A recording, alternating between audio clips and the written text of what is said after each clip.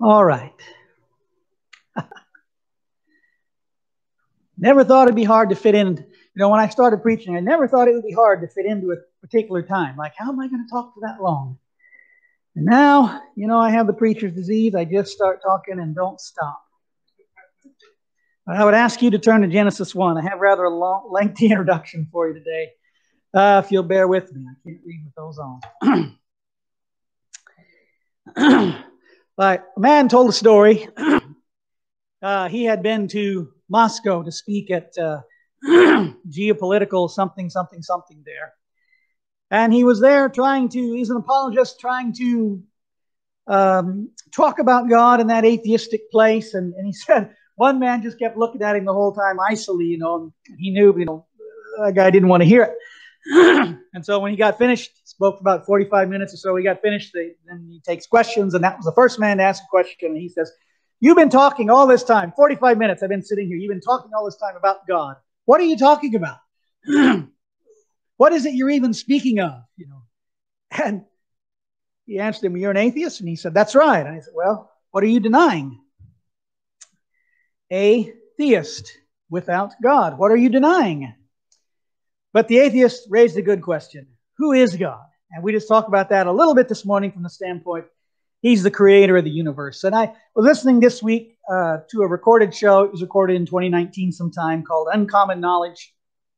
This particular episode was entitled Mathematical Challenges to Darwin's Theory of Evolution. And it featured David Berlinski, Stephen Meyer, and David Gelertner. And the background of this particular episode was that Gelertner had written an essay. Meyer, you may have heard of him. He works here in Seattle at the Discovery Institute. He wrote the book Darwin's Doubt. And he focuses in his work at the Discovery Institute on the idea of intelligent design.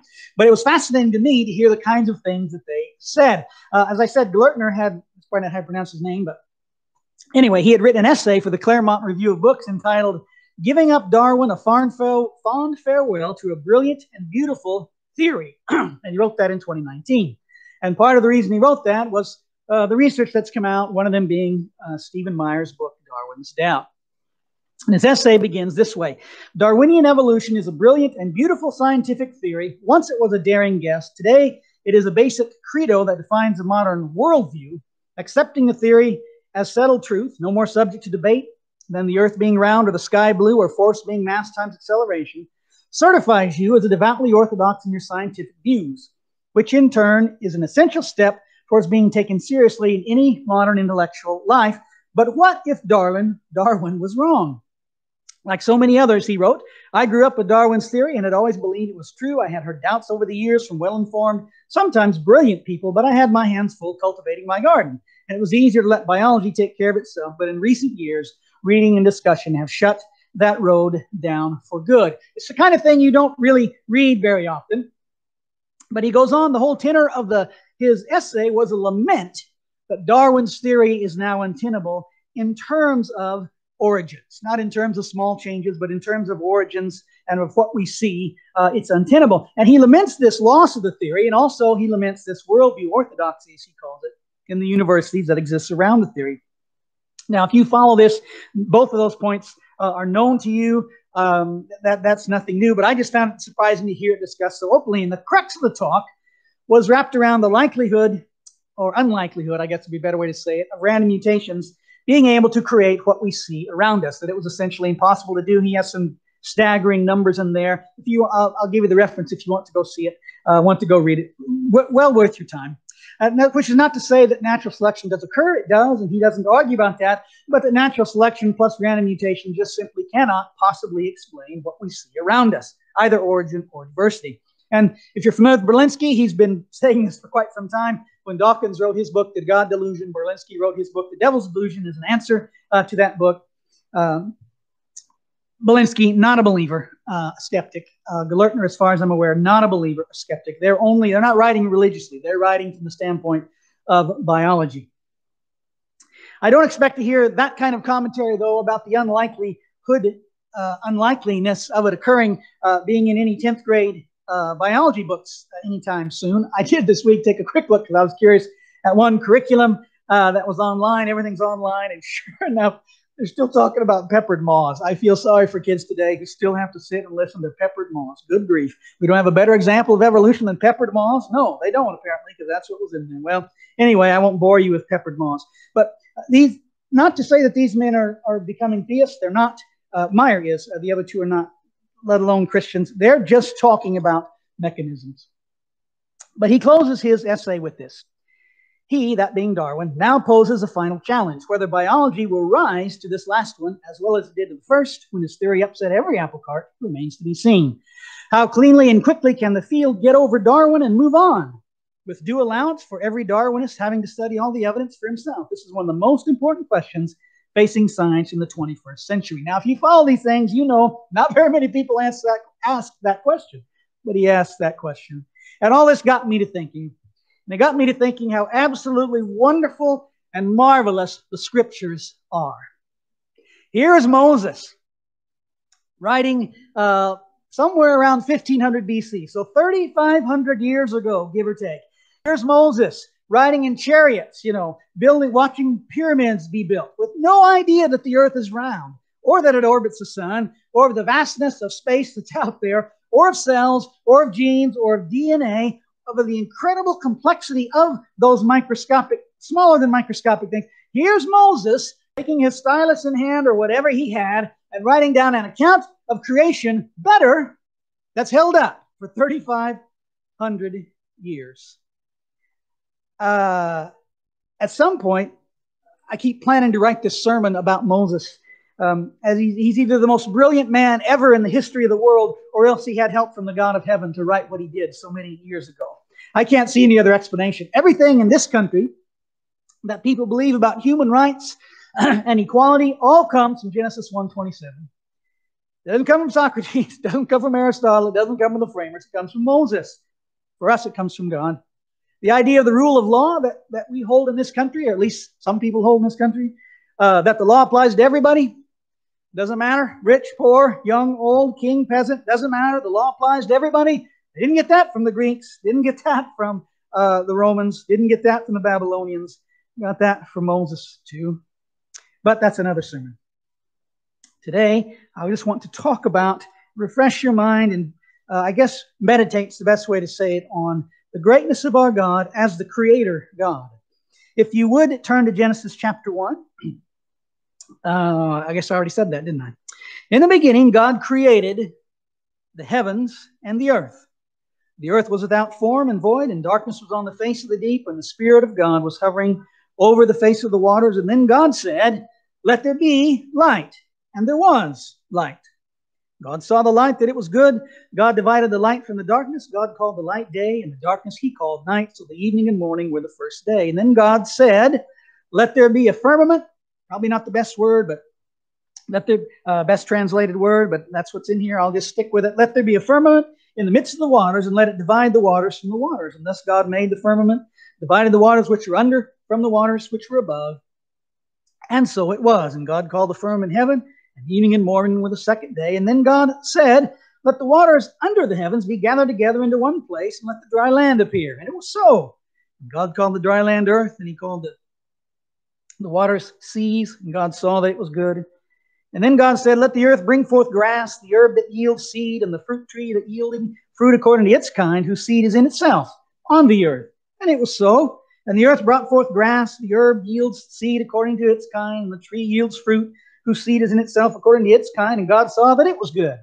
So evening and morning were the third day. And then God said, "Let there be lights in the firmament of the heavens, to divide the day from the night. And let them be for seasons, and for signs, and for days, and for years. And let them be for lights in the firmament in the heavens, to give light to the earth." And so it was. The Lord made two great lights, the greater to rule the day, and the lesser to rule the night. He made stars also. God set them in the firmament of the heavens to give light on the earth, and to rule over the day and over the night, and to divide the night from the darkness. And God saw that it was good. So the evening and morning were the fourth day. And then God said, "Let waters abound with abundance of living creatures. Let birds fly above the earth across the face of the firmament of the heavens." So God created great sea creatures and every living thing that moves, with which the waters abounded, according to their kind, and every winged bird according to its kind. And God saw that it was good. So God created them, it says. And God blessed them, saying, Be fruitful and multiply, fill the waters and the seas, and let birds multiply on the earth. So evening and morning were the fifth day. And then God said, Let the earth bring forth living creatures according to its kind, cattle and creeping things and beasts of the earth, and each according to its kind, and so it was. And God made the beasts of the earth according to its kind, cattle according to its kind, and everything that creeps on the earth according to its kind. And God saw that it was good. And then God said, Let us make man in our image, according to our likeness. And let them have dominion over the fish of the sea, and over the birds of the air, and over the cattle, and over all the earth, and over every creeping thing that creeps on the earth. So God created man in his own image. In the image of God he created him, male and female he created them. And then God blessed them, and God said to them, Be fruitful and multiply, fill the earth and subdue it, have dominion over the fish of the sea, over the birds of the air, and over every living thing that moves on the earth. And God said, See, I have given you every herb that yields seed, which is on the face of all the earth, and every tree whose fruit yields seed, to you it shall be for food. Also to every beast of the earth, to every bird of the air, and to everything that creeps on the earth in which there is life, I've given every green herb for food, and so it was. And then God saw everything that he had made, and indeed it was very good. And evening and morning were the sixth day. Controversial words, to be sure, in our time. David gave me a book the other day, or recommended a book to me the other day, that deals with this particular chapter. And the thesis of that book is that the literal days is not how the audience that it was written to would have understood it. I haven't made it very far from the book, so I can't tell you much else. Just a lot written about this. If you'd like to know what book that is, ask Dave. He'll tell you. But I'm not going to try and convince you of any of that today, anything on that front today. That deals with the often asked questions from a human perspective of how and when. How did God do it, and when did he do it? And those are controversial questions for sure, but today I simply want us to meditate and remind us of who did it. When the Spirit of God guided Moses to pick up that whatever he wrote with and begin his great works, he chose a natural place to begin. He chose at the beginning. And for some 3,500 years now, and from now on, as long as the earth is going to last, you and I have this account, and it begins this way: in the beginning, God. He was there. He predated the universe. In the beginning of everything that you and I see or smell or touch or can sense in any way, at the beginning of that, there was our Jehovah God. And it was he who created the heavens and the earth. Heavens there just simply refers to what you see when you look up. The immediate sky where the birds fly, all the way up to where the stars dwell. All of it that you can see and sense. And all that we cannot see and sense, he created. And this miracle, it almost seems like too small a word to call it a miracle, doesn't it? Too vast to call it a miracle. But this demonstration that's impossible for us to actually comprehend of power and wisdom is spoken of over and over and over again in the Scriptures. And indeed, I would say it's the greatest miracle outside of the incarnation of God himself. From Genesis all the way to Revelation, over and over and over again. When you get to the book of Revelation, in that great throne room scene there in chapter 4, what do they say? For thou hast created. And they worship him because thou hast created. If he can create this universe by speaking it into existence, then the resurrection from the dead seems to me to be a relatively small matter. That's why I call it the greatest miracle. If he can create everything, things that we have no idea, even all the vastness of the universe, by speaking it into existence, then the virgin birth seems to me to be quite a small matter. And the global flood seems to me to be quite a small matter for a God like that. Hebrews 11:3, by faith we understand that the worlds were framed by the word of God, so that things which are seen were not made out of things which are visible. Which is to say, it had a beginning when God caused something to exist that didn't exist before. Not made of things visible, created out of nothing, they say. No starting point of matter. It was not, he spoke, and it was. It does not matter that someone might quibble over the idea of God speaking.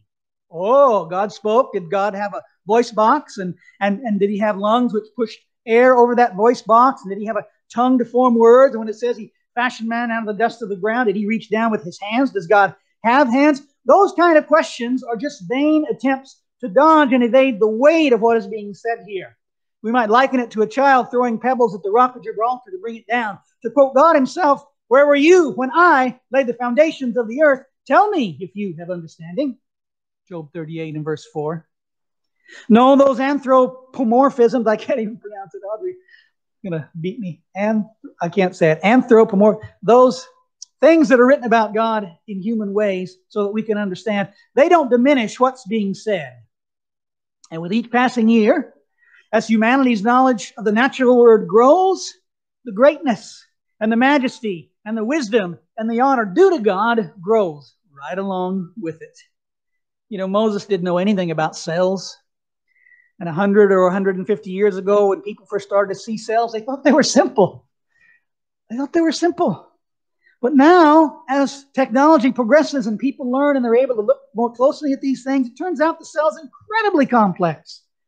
Now, we've discovered something called DNA and began to understand it in some small way. And what those discoveries teach us? They teach us as Christian people, they teach us as worshipers of God to be in even more wonder and awe and amazement of the meticulous care and planning, the incredible design that is there, and the majestic wisdom that wove all of this together.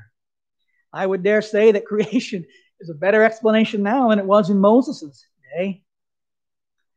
Because the more that you know, the stronger the design elements become. That's how the intelligent design movement got started. The more you know, the stronger those design elements become. The more complexities that are found, the less likely it is that a roll of the dice, a cosmic Yahtzee game kind of a thing, could ever be the explanation. And as people unwrap the mysteries of the physical universe, our Father only looks wiser, and more powerful. The heavens declare, read it, sorry, that's the way I remember it. Different translation here. This is McCord's translation. The heavens tell of God's glory, and the expanse proclaim the work of his hands.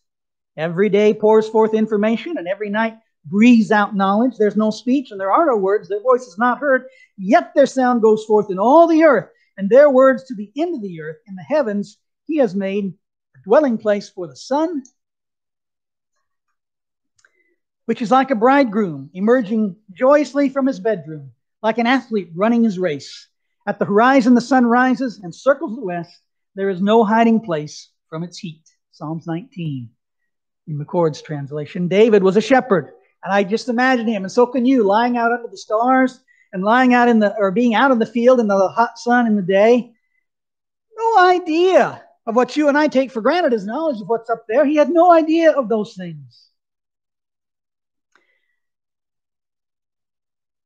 To quote one, he put it this way: in 1968, when the American astronauts were the first ones to go around the dark side of the moon, as they fired their rockets on their homeward journey, they were vouchsafed a glimpse of the universe that nobody had ever been given before.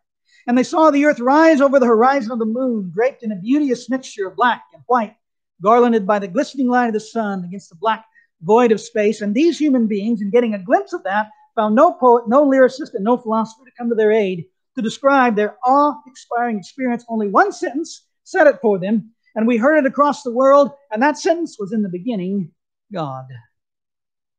Only God was big enough to explain the complexity and intelligibility of the world. Turn to Job chapter 26, if you would.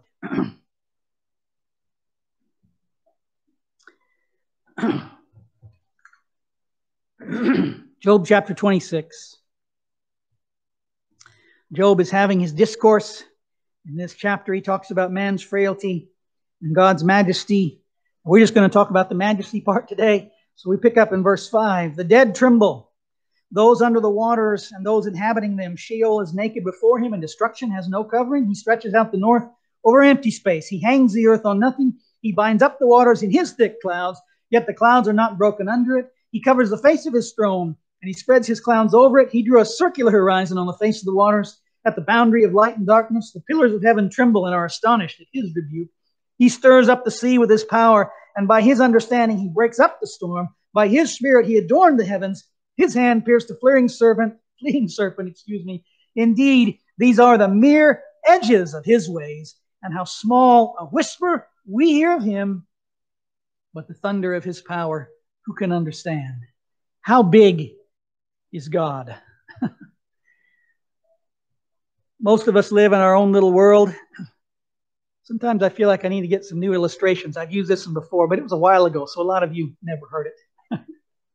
Some of you may not remember it. But most of us live in our own little world, as though what I want in the next 10 minutes is really all that matters. Where's my lunch? Where's my this? What's on TV? But there's an enormous perspective here, just the edges of God's ways, a whisper of his power. The earth itself is enormous. It's almost 25,000 miles in circumference at its equator.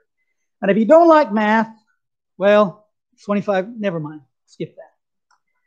I pace at about 3 feet. My pace length's about 3 feet.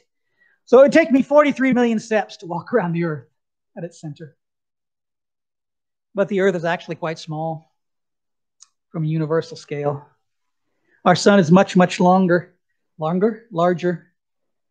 If I were to say this golf ball represents the earth, how tiny a dot would I have to draw on it to represent you and me? Couldn't even draw a dot that tiny if that golf ball was the earth. But if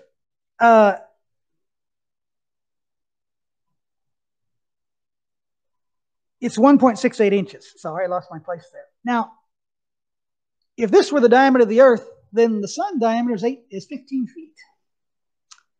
15 feet. How tall is our ceiling? A little less than 15 probably. If that's our earth, then the sun's big, this big. You could fit 1 million earths inside the volume of the sun. Now you're a speck too small to draw on this ball. And I can fit 1 million of the balls that you live on inside the sun. But our sun's not that big. It's actually rather small. Other stars are much, much longer. Why do I keep saying longer? Larger. The largest star, at least a few years ago, it might not even be the largest star anymore, but at least a few years ago, the largest star was Canis Major. 5,000 roughly light years away, give or take. But it's almost impossible to imagine how big it is. If this were the earth, and again, you and I are a speck so small on this earth, I can't even draw it. But if this were the earth, the diameter of Canis Major is 2.91 miles. That's 15,000 feet. That means Canis Major, if this is the earth, Canis Major is a ball taller than Mount Rainier. If a human could walk on the surface of Canis Major, walking 3 miles per hour, 8 hours a day, the person would have to walk for 650,000 years to circle the star. It would only take 310 years. Excuse me, it would only take 2 years and 11 months to go around the earth. 650,000 years. And that's just one. There's millions of them out there. There's probably bigger ones than that. Just haven't found them yet. If you want to talk about that, we actually have a resident astronomer, David. He can tell you all about that. All about what's up there. Now turn to Isaiah chapter 48 and verse 13. If this is you, the planet you and I live on, and you and I are just a speck too small to be drawn on this, and the biggest star known so far is as tall as Mount Rainier, Isaiah chapter 48, verse 13. Actually, let's start in 12. Listen to me, O Jacob, and Israel, my called. I am he. I am the first, and I am also the last. Indeed, my hand has laid the foundation of the earth, and my right hand has stretched out the heavens. And when I call them, they stand up together. Tall as Mount Rainier, and God says, when I call it, it stands up together. It and every other one up there. My hand stretched them out. My hand put them there. That's how big our God is. There is no reasonable response to that except worship. In the beginning, God. And so I need to remember this for all kinds of reasons, so that I'll understand where I fit in His universe, so that I'll understand a little bit better His power, His majesty, but also so that I don't get too worked up about what goes on around us. It's His world. And if you think you get upset when you see what goes on in His world, imagine what He thinks. It's His world. When He sees it, the things that go on down here, they're His children. Imagine what He thinks. wonderful, powerful, wisdom, knowledge, capability, a perfectly moral creator who not only but created it good, not only can create it, but created it good. You know how important morality is to knowledge. In the 1940s, what country, what nation was the most technologically advanced nation on the face of the earth? You know who it was? The Germans. And to what end did they turn that wisdom? But our God, with all infinite wisdom, not only that, but good, doing good with it. Now, it might be reasonable for you to think then, when you think about the majesty and the magnitude, or try to think about the magnitude of who our God is, it might be then reasonable for us to think that He must have a lot to do. And He must be pretty busy. And He must have big things to do, and I'm sure that He does. Yet this God found time to come here and to save us. In the beginning was the Word. That's right.